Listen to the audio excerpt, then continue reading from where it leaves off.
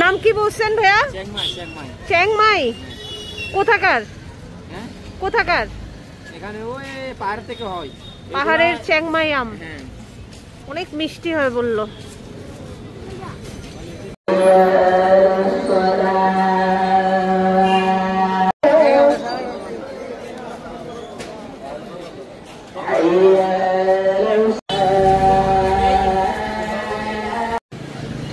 কত করে কেজি?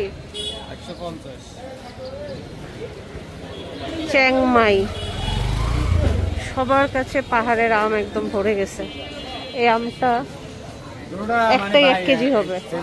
চ্যাংমাই লাল রঙের হয় আমটা।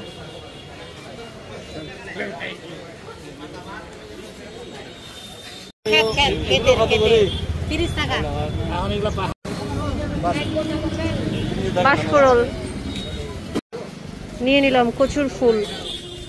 খাগড়াছড়ির বাজার আমার খুবই প্রিয়।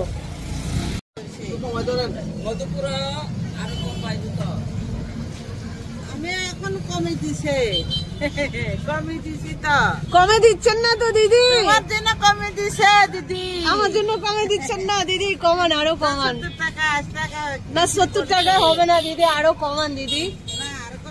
বাস নিতে এসে বাস হয়ে গেছি গরমে। দিদি কমান। আমি হচ্ছে বাস নিয়েছি অনেকগুলা। এখানে আরো অনেক মানুষ আছে, সবাই বাস কিনতেছে আমার দেখা দেখি। আর এত কচু কিনলাম, আরো পাহাড়ি আম আছে অনেক।